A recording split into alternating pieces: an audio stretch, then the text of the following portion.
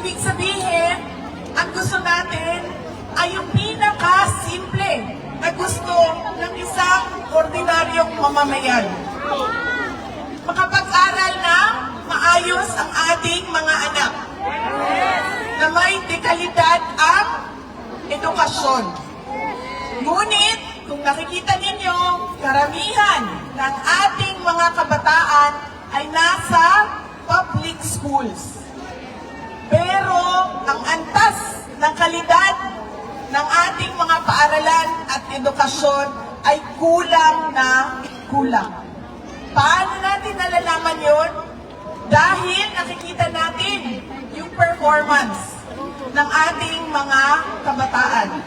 Kung ikumpara natin sa average na performance ng ibang mga kabataan sa ibang lahi at sa kanilang grade o grado.